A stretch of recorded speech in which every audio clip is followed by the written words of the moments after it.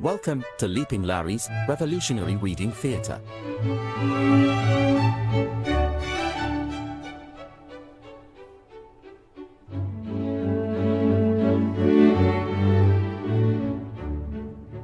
I mean, you gotta like it when they just come out and say it, March, because, yeah, that actually accurately describes social democrats.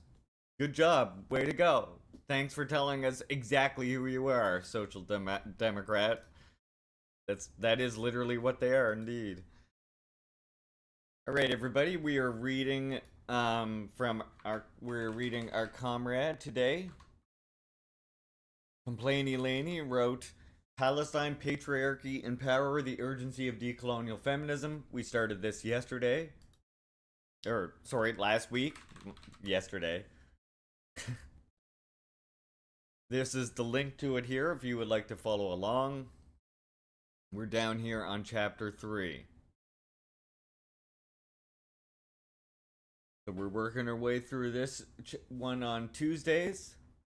And then on Thursdays, we're going to be reading, of course, Black Shirts and Reds. Let's see, chapter 3, right here.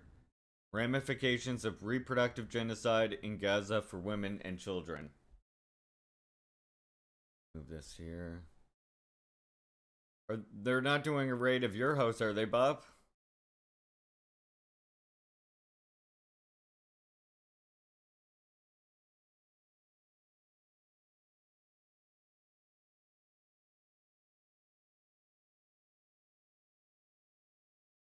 I just need to expand this. Yeah, concern. Good luck at the food banks, Sinchel.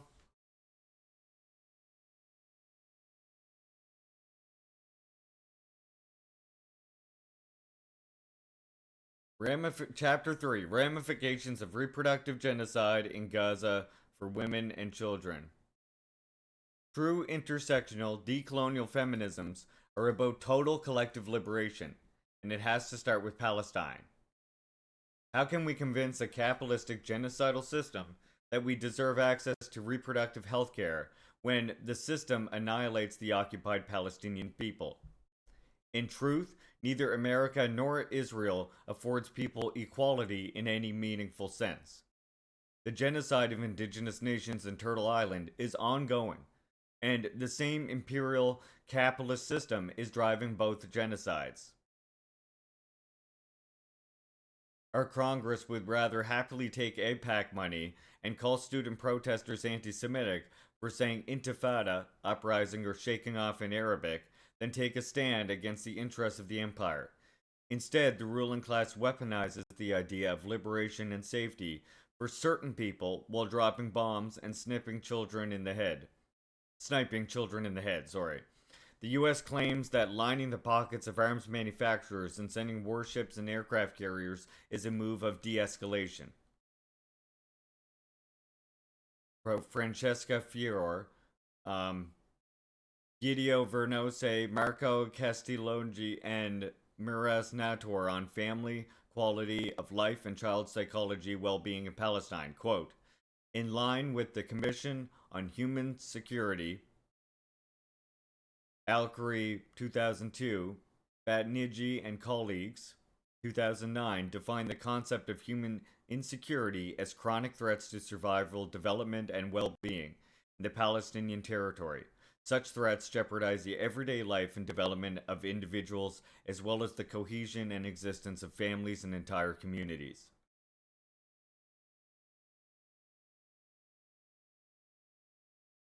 As the IOF targets every Palestinian woman are hit the hardest. The immense tribulations pregnant women and mothers face in Gaza are complex. Since women face the majority of the care burden, they withstand starvation in order to feed their children, smoke from makeshift campfires, health complications, and abuse from the IOF. Of course, this physical and psychological trauma carries over to the children born into the genocide.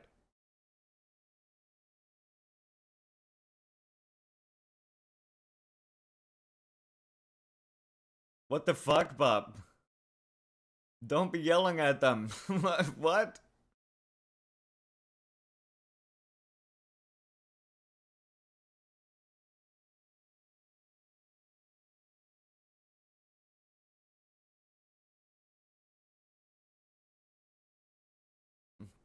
Very concerned. Of course, this physical and psychological trauma carries over to the children born into the genocide. The stated mission of creating conditions in which no human being can exist has led to unimaginable, extensive complications for women and especially new mothers. Infectious diseases like hepatitis A,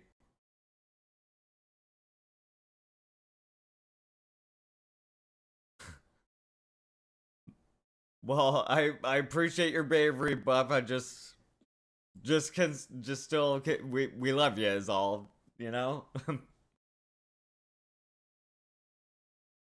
Infectious diseases like hepatitis A have skyrocketed to 45,000 cases in Gaza due to the demolition of all infrastructure that supports life.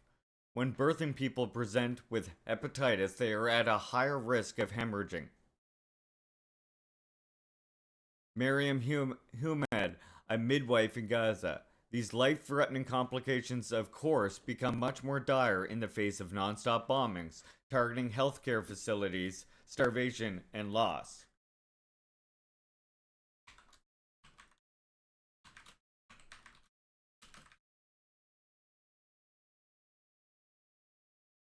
For countless Palestinian girls and women living in these catastrophic conditions, the difficulties of menstruation, pregnancy, childbirth, feeding, breastfeeding, and more have reached new heights under Israel's siege of Gaza. Experts say this gender-based violence and reproductive genocide, as some activists are calling it, is by design. Shumala Idakar and Adya Tulmaman. Reproductive genocide is and has always been one of the tactics of necropolitics. While the occupier decides who may live and who must die, they are also deciding who can be born. In extreme famine, women are the first to give up a meal or eat even less in order to feed their family. In just the first 3 months of the genocide, miscarriages increased 300%. C-sections have been done without anesthetic. Famine during pregnancy leads to lifelong complications for the child. Women in extreme stages of starvation cannot produce breast milk, and without formula, the babies are starving to death. In an attempt to provide any nutrition at all, mothers will soak dates and drip it into the baby's mouth. And who can forget the multiple hospitals where energy fuel were cut off and dozens of newborns in incubators died? Or the raid in Al Nasser Hospital, where newborns were left to die because the IOF murdered and evacuated all nurses, doctors, and staff. Abir Salman, Elgiro Goodwin, Florence de Vietel, Jomaya Kirstead, and Mihir Melwan, infants found dead and decomposing in evacuated hospital ICU in Gaza. Here's what we know is a link right here.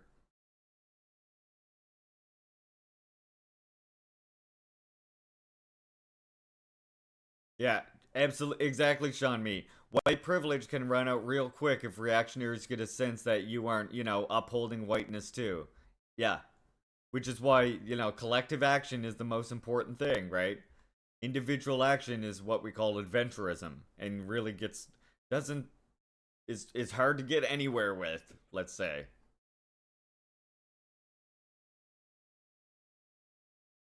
And look at John Brown. Pregnancy, birth, and miscarriage do not wait for a ceasefire. Of course, the obliteration of Gaza's healthcare system is key to the intentional reproductive genocide.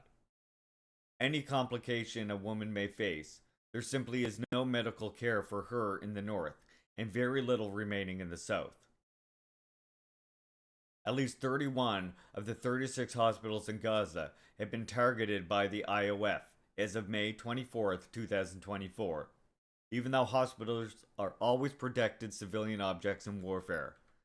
Directorate General for European Civil Protection and Human Aid Operations, Palestine Statement on Attack, Medical, and Civilian Infrastructure in Gaza and the West Bank.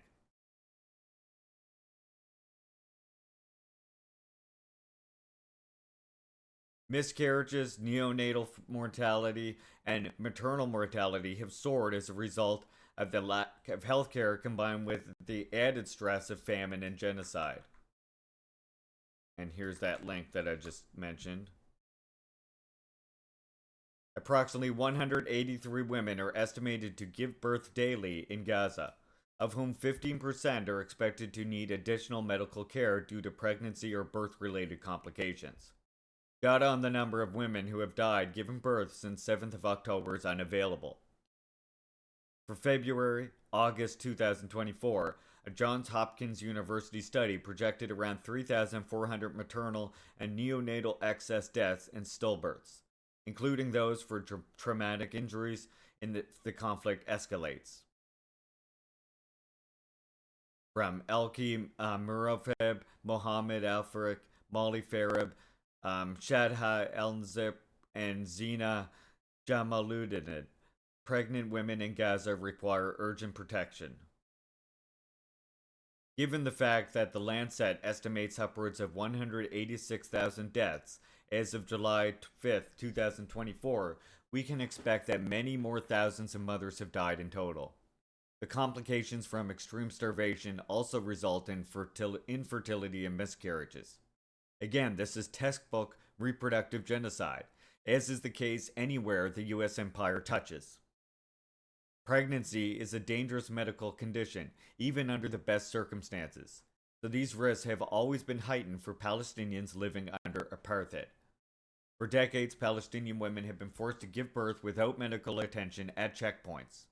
Often the women and or their babies are abused, which leads to more than half of babies dying, according to the WHO. WHO quoted statistics from the Palestinian Ministry of Health indicating that 61 women had given birth at checkpoints between September 2000 and December 2004, and 36 of their babies died as a result. Issue of Palestinian pregnant women giving birth at Israeli checkpoints from the Human Rights Commission. It is a heinous war crime that the IOF causes mothers to lose their children for no reason other than upholding the apartheid blockades. Healthcare is a human right. It should not have to be codified into international law that women should have access to life-saving medical care. Similarly, people in America should not be forced to seek life-saving medical care in other states in which their bodily autonomy is preserved. This should not be controversial. The occupation regularly forces mothers and newborn children to suffer for hours and or die at checkpoints rather than simply allow them to move freely. Again, this is not incidental, but rather part and parcel of the systematic reproductive genocide of Palestinians. Quote, as of January 2024, 2 mothers died each hour in Gaza with precarious access to health care. This rate has likely increased. The psychological toll from this conflict also has direct consequence on reproductive health, including a rise in stress-induced miscarriages, stillbirths, and premature births, anxiety, and post-traumatic stress disorder. ACAPS Thematic Report, Palestine, Impact of the War in Gaza, and on the sexual reproductive health and health rates of women and girls.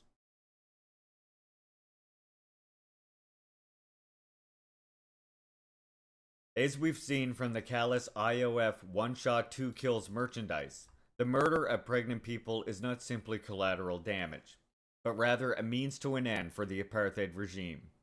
The IOF has two purposes: to control the population within Israel in order to maintain an 80% Jewish majority, and to mow the grass, quote unquote, exterminate the population of Palestinians, of the occupied West Bank and Gaza. When more than half of Palestinian newborns born at a checkpoint die, that's not an externality of apartheid. It is by design. And this brutality is central to the genocidal maintenance of a majority Jewish population. The targeting and oppression of women is integral to the reproductive genocide that is the Zionist project. These things cannot be separated. Layla Ajawi and one of her murals, shot by Scott Lashinsky.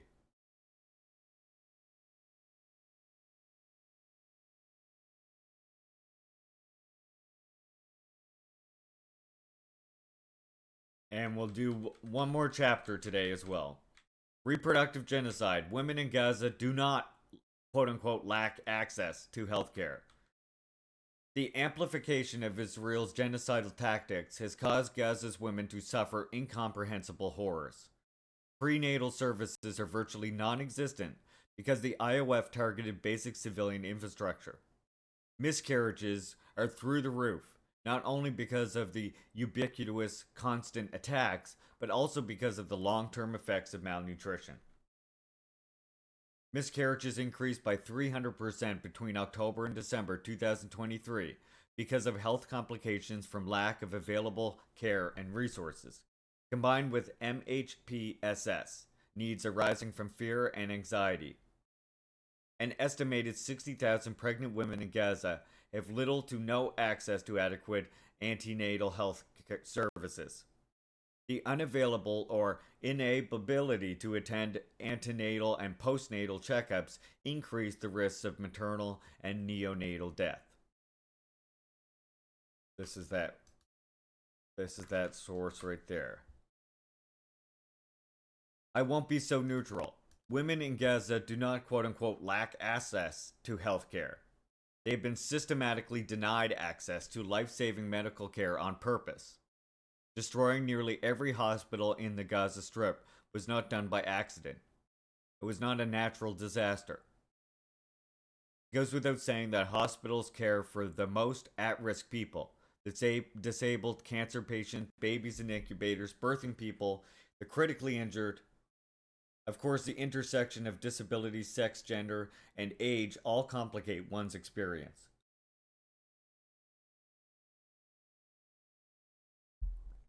It is a detailed, deliberate genocide, and exactly 0 of the hospitals have been proven to house Hamas fighters. The Hezbollah is laughable. Of all the rooms in a hospital, why would the resistance store their weapons in the MRI room?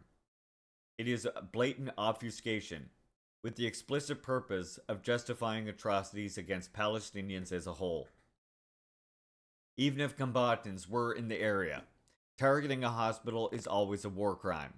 So when so-called war disproportionately murders the women and children of one side, it becomes more than a war on Hamas, but a war on the entire fabric of Palestinian existence. Women face the brunt of IOF gender-based violence precisely because they reproduce the next generation of resistance. Quote, pregnant and lactating women face heightened health risks due to insufficient medical care and nutrition. 26% of pregnant women reported anemia, and 99% face challenges accessing necessary nutritional products and supplements. endangering maternal and infant health. Among households with breastfeeding mothers, 55% reported health conditions impeding their ability to breastfeed, and 99% faced challenges securing enough breast milk, compromising infant survival, growth, and development. UN Women. At least 557 women in Gaza are facing severe food insecurity.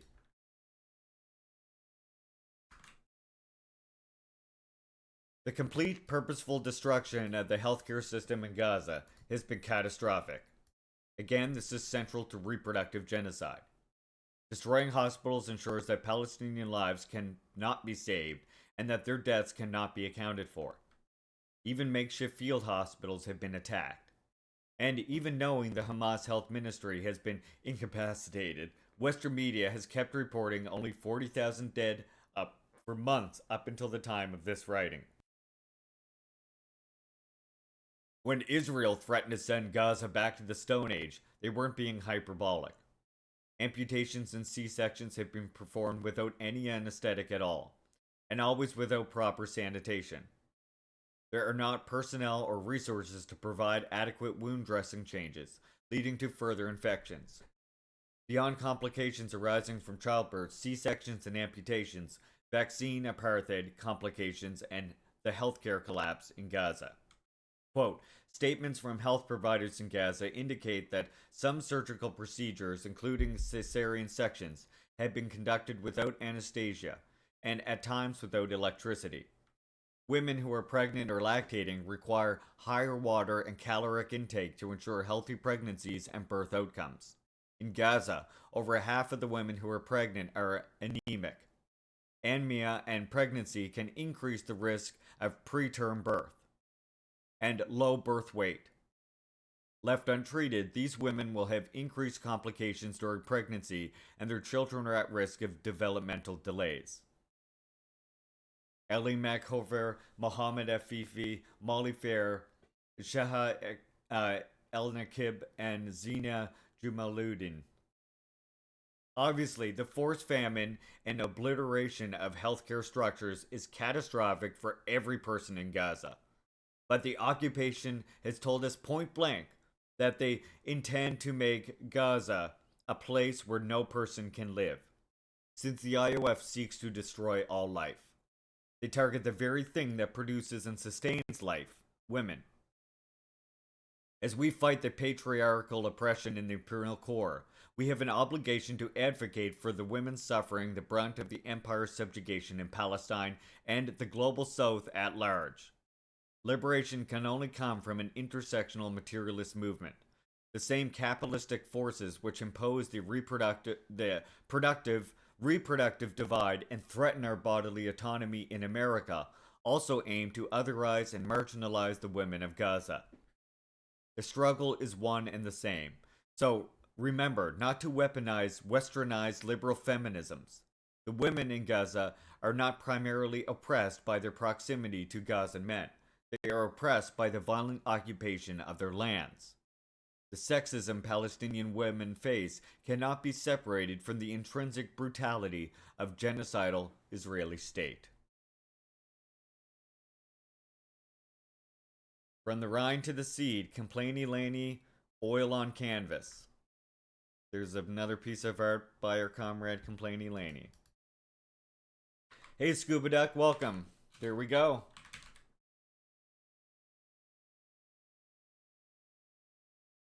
That's our 2 chapters today. Next time we will do chapter 5 and 6. And another fantastic painting by our comrade.